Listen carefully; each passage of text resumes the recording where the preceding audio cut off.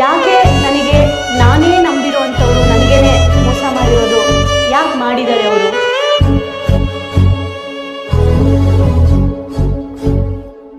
ನೀವು ಮಾಡಿರೋ ತಪ್ಪನ್ನ ನೀವೇ ನೆನ್ಪಿಟ್ಕೊಂಬೇಡಿ, ಕ್ಷಮಿಸ್ಕೊಳ್ಳಿ.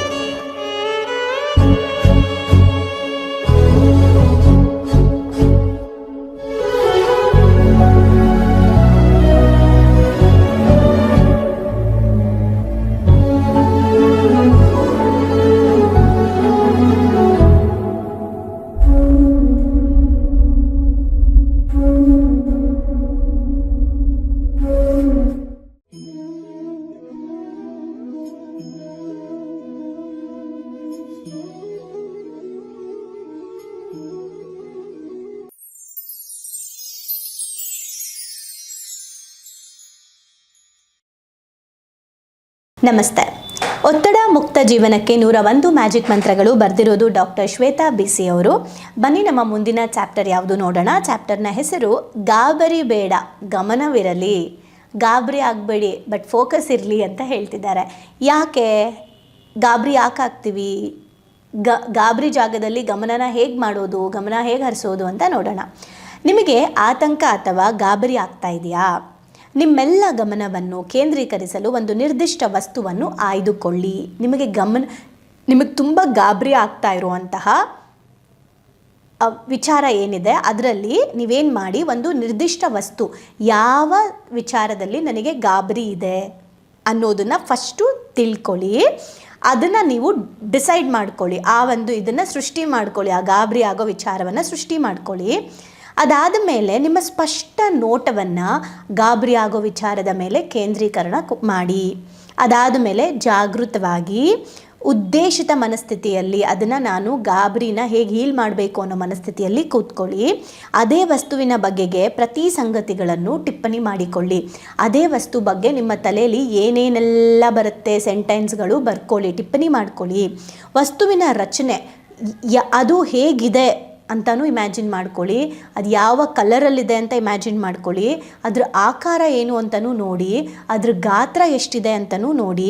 ಹೀಗೆ ಗಾಬರಿಯನ್ನು ಹತೋಟಿಯಲ್ಲಿ ಇಡೋದಕ್ಕೆ ಒಂದು ವಿಷಯ ವಸ್ತುವನ್ನು ಬಹಳ ಕೇಂದ್ರೀಕೃತವಾಗಿ ಗಮನ ಹರಿಸ್ತಾ ಹೋಗಿ ನಿಮ್ಮ ಮಾನಸಿಕ ಶಕ್ತಿಯನ್ನೆಲ್ಲ ಆ ವಸ್ತುವಿನ ಮೇಲೆ ಕೇಂದ್ರೀಕರಿಸಿ ಆ ಗಾಬರಿಯನ್ನು ನೀವು ಮಾಯ ಮಾಡ್ಬೋದು.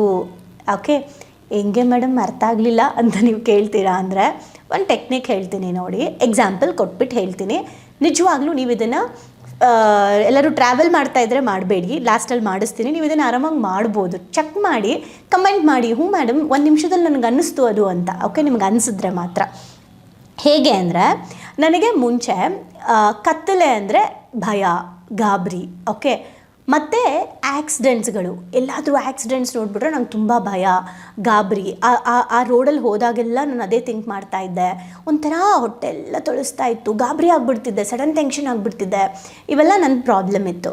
ಸೊ ನಾನು ಏನು ಮಾಡಿದೆ, ಕೇಂದ್ರೀಕೃತಗೊಳಿಸೋದು. ಓಕೆ, ಈಗ ಫಾರ್ ಎಕ್ಸಾಂಪಲ್ ಯಾವುದೋ ಒಂದು ವಿಚಾರ ನಂಗೆ ಗಾಬರಿ ಆಗ್ತಾಯಿದೆ. ಕತ್ತಲೆ ಅಂದರೆ ನಂಗೆ ಗಾಬರಿ. ಸೊ ನಾನು ಫಸ್ಟು ಕತ್ತಲೆನ ಇಮ್ಯಾಜಿನ್ ಮಾಡ್ಕೊಳ್ಳೋದು.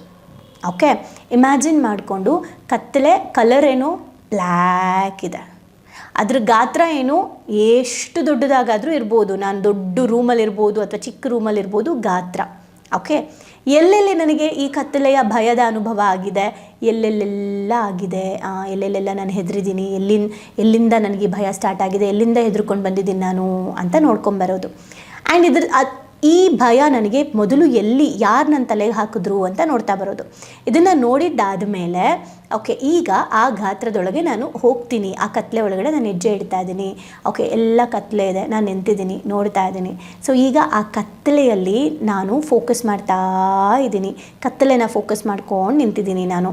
ಈ ಥರ ಫೀಲ್ ಮಾಡ್ತಾ ನಾನು ಅದ್ರ ಮೇಲೆ ಫೋಕಸ್ ಮಾಡ್ತಾ ಮಾನಸಿಕ ಶಕ್ತಿಯನ್ನೆಲ್ಲ ಒಂದು ಕಡೆ ಹಾಕಿ ಈಗ ಆ ಕತ್ತಲೆಯ ಜೊತೆ ನಾನು ಆರಾಮಾಗಿರ್ತೀನಿ, ಅದು ಸಾಧ್ಯ ಇದೆ ನನಗೆ ಅಂತ ಪ್ರಾಕ್ಟೀಸ್ ಮಾಡಿದಾಗ ಮೈಂಡ್ ತುಂಬ ಕಾನ್ಷಿಯಸ್ ಆಗಿ ಕಾನ್ಸ್ಟೆಂಟ್ ಆಗಿ ಬರುತ್ತೆ. ಹೇಗೆ ಅಂದರೆ, ಮುಂಚೆ ಕರೆಂಟ್ ಹೋದ ತಕ್ಷಣ ತುಂಬ ಕಿರ್ಚ್ಬಿಡ್ತಿದ್ದೆ ನಾನು, ಅಥವಾ ಫುಲ್ ಕತ್ತಲೆ ಆಗಿಬಿಟ್ರೆ. ಈಗ ಹೇಗೆ ಅಂದರೆ, ಕರೆಂಟ್ ಹೋಯ್ತು ಅಂದರೆ ಓಕೆ ಕತ್ಲೆ ಇದೆ, ಯಾರು ಎಲ್ಲಿದ್ದಾರೆ ಏನೂ ಗೊತ್ತಿಲ್ಲ. ಆ ಟೈಮಲ್ಲೆಲ್ಲ ಹೆದರ್ಸೋಕೆ ಏನು ಮಾಡ್ತಿದ್ರು ಹೇಳಿ, ಕಣ್ಣು ಕತ್ಲೆ ಆಗ್ತಿದ್ದಂಗೆ, ಕರೆಂಟ್ ಹೋಗ್ತಿದ್ದಂಗೆ ಸುಮ್ಮನೆ ಬೇಕಂತ ಪಕ್ಕದಲ್ಲಿ ಹಿಂಗೆ ಯಾರನ್ನೂ ಟಚ್ ಮಾಡೋದು, ಜೋರಾಗಿ ಕಿರ್ಚೋದೆಲ್ಲ ಮಾಡ್ತಾಯಿದ್ವಿ. ಈಗ ಹೆಂಗೆ ಅಂದರೆ ಓಕೆ ಫೈನ್, ಮುಂದೆ ಕಾಲಿಡಬೇಕು, ಎಲ್ಲಿದೆ ಏನು, ಓಕೆ ಫೋನ್ ತೊಗೊಳ್ಳೋದಾ ಅಥವಾ ಲೈಟ್ ಆನ್ ಮಾಡೋದಾ, ಎಲ್ಲಿವರೆಗೂ ಆಗುತ್ತೆ, ನೀಟಾಗಿ ಹೋಗೋದು. ಯಾರು ಅಡ್ಡ ಸಿಕ್ಕಿದ್ರಾ, ಟಚ್ ಮಾಡಿದ್ವಾ, ಯಾರನ್ನಾದ್ರು ಟಚ್ ಮಾಡಿದ ತಕ್ಷಣ ಕಿರ್ಚೋದಲ್ಲ. ಸೊ ಓಕೆ ಟಚ್ ಮಾಡಿದ್ವಾ, ಫೀಲ್ ಮಾಡಿ ಯಾರಿದು, ಓಕೆ ಯಾರೋ ಎದುರಿಸ್ತಾ ಇದ್ದಾರೆ, ಫೈನ್ ಟಚ್ ಮಾಡಿ ಫೀಲ್ ಮಾಡಿ ಓಕೆ ಸೈಡ್ ಅಂದ್ಕೊಂಡು ಹೋಗ್ತಿರ್ಬೇಕು. ಆಗ ನಮಗೆ ಅದು ಮಾನಸಿಕ ಶಕ್ತಿಯನ್ನು ಒಂದು ಕಡೆ ಕೇಂದ್ರೀಕೃತ ಮಾಡಿದಾಗ ಆಗುತ್ತೆ. ನಾನು ಎಷ್ಟು ನೀಟಾಗಿ ಅಬ್ಸರ್ವ್ ಮಾಡಿದ್ದೀನಿ ಅಂದರೆ, ಒಂದು ವಿಚಾರ ಹೇಳ್ತೀನಿ. ಮುಂಚೆ ನನಗೆ ಬಾಗಿಲು ಓಪನ್ ಮಾಡಿ ಹಿಂಗೆ ಆಚೆ ಬಂದ ತಕ್ಷಣ ಯಾರಾದರೂ ಬ್ಯಾ ಅಂತ ಎದುರಿಸಿದ ತಕ್ಷಣ ಭಯ ಆಗ್ತಾಯಿತ್ತು.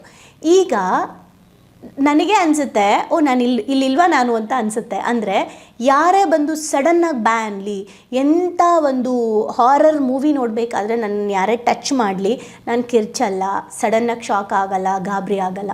ಫಸ್ಟ್ ತಿರುಗಿ ನೋಡ್ತೀನಿ, ಯಾರು ಕೈ ಇಟ್ಟಿದ್ರೆ ಏನದು ಅಂತ ನೋಡ್ತೀನಿ. ಹುಳ ಬಿದ್ದರೂ ಅಷ್ಟೇ, ಒಂದು ಹುಳ ಬೀಳಲಿ ಅಥವಾ ಪಲ್ಲಿ ಬೀಳಲಿ, ಏನೇ ಬೀಳಲಿ ಫುಲ್ ಕಿರ್ಚಾಡ್ತಿದ್ದೆ, ಗಾಬರಿ ಆಗ್ತಿದ್ದೆ. ಈಗ ಏನೋ ಬಿತ್ತು, ಫಸ್ಟ್ ಥಿಂಗ್ ಏನೋ ಬಿತ್ತು, ಎರಡನೇದು ಏನು ಬಿದ್ದಿರ್ಬೋದು ನೋಡೋಣ.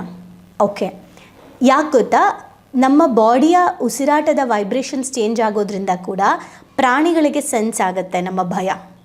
ಓಕೆ ಹಾವನ್ನ ಹಿಡಿತಾರೆ ಗೊತ್ತಾ, ಕೆಲವರು ಹಾವನ್ನ ಮೈಮೇಲೆಲ್ಲ ಹಾಕ್ಕೊಳ್ತಾರೆ ಗೊತ್ತಾ. ಕಚ್ಚದೇ ಇರೋ ಹಾವು ಟ್ರೈನ್ ಆಗಿರೋ ಹಾವಲ್ಲ, ಟ್ರೈನ್ ಆಗದೇ ಇರೋ ಹಾವನ್ನು ಕೂಡ ಆರಾಮಾಗಿ ಹಿಡಿತಾರಲ್ವ. ಅವ್ರಿಗೆಲ್ಲ ಏನು ಇರುತ್ತೆ ಅಂದರೆ, ಅವರು ಅವರ ಪ್ರಾಣಶಕ್ತಿ ಉಸಿರಾಟವನ್ನು ಹಾವಿನ ವೈಬ್ರೇಷನ್ಗೆ ಸೆಟ್ ಮಾಡ್ಕೊಳ್ತಾರೆ. ಹಾವಿಗೆ ಕೈ ಇಟ್ಕೊಂಡಾಗ ಇವರು ನನ್ನ ಜಾತಿನೇ ಅಂತ ಅನಿಸುತ್ತೆ ಹಾವಿಗೆ. ಸೊ ಆವಾಗ ಅದು ಅವ್ರಿಗೇನೂ ಮಾಡಲ್ಲ, ನಮ್ಮ ಕಡೆಯವರೇ ಇವರು ಅಂತ. ಆ ಥರ ಫೀಲ್ ಪ್ರತಿಯೊಂದು ಪ್ರಾಣಿಗಳ ವೈಬ್ರೇಷನಲ್ಲೂ ಇದೆ. ಸೊ ಆ ಥರ ಏನಾದ್ರು ಬಿದ್ದಾಗ ಫಸ್ಟು ನಾವು ಆ್ಯಂಗ್ಸೈಟಿ, ಗಾಬರಿ ಆಗದೆ ನೋಡಿ, ಓಕೆ ಇಲ್ಲಿದೆ, ಏನು ಪಲ್ಲಿ, ಏನು ಮಾಡ್ಬೋದು, ಆ ಪಲ್ಲಿ ಗಾತ್ರ ಹಿಂಗಿದೆ, ಮೆತ್ತಗಿದೆ, ಅದು ಬಿದ್ದರೆ ಟಪ್ಪನ್ನತ್ತೆ, ಅಂಟ್ಕೊಳ್ಳುತ್ತೆ, ಇದೆಲ್ಲ ವಿಷಯ ಇರೋದ್ರಿಂದ ನಂಗೆ ಗಾಬರಿ ಆಗ್ತಾಯಿದೆ. ಓಕೆ ಪಲ್ಲಿ ಬಿದ್ದಿದೆ, ಅದೊಂದು ಪ್ರಾಣಿ ಮೆತ್ತಗಿದೆ, ಅದನ್ನು ಸೈಡಿಗೆ ಹಾಕಬೇಕು. ಏನು ಮಾಡ್ಬೋದು, ಮುಟ್ಟಕ್ಕಾಗಲ್ವ, ದಟ್ಸ್ ಓಕೆ, ಏನಾದ್ರು ತೊಗೊಂಡು ಹೆಂಗೆ ಮಾಡೋದಾಗಿರ್ಬೋದು. ಈ ಥರದ್ದೆಲ್ಲ ಮಾಡೋಕ್ಕೆ ನಾವು ಮಾನಸಿಕ ಶಕ್ತಿಯನ್ನು ಒಂದು ಕಡೆ ಕೇಂದ್ರೀಕೃತ ಮಾಡಿಕೊಂಡಾಗ ದಿನನಿತ್ಯ ಬದುಕಿನಲ್ಲೂ ಗಾಬರಿ ಆಗೋದು ಕಡಿಮೆ ಆಗುತ್ತೆ. ನಾನು ಅದನ್ನು ಅಬ್ಸರ್ವ್ ಮಾಡಿ ಹೇಳ್ತಾ ಇದ್ದೀನಿ. ಸಡನ್ನಾಗಿ ಗಾಬರಿ ಆಗೋದು ಕಡಿಮೆ ಆಗುತ್ತೆ. ಕೂಲ್ ಕಾಮ್, ನೆಕ್ಸ್ಟ್ ಏನು ಅಂತ ಮೈಂಡ್ ಯೋಚನೆ ಮಾಡುತ್ತೆ.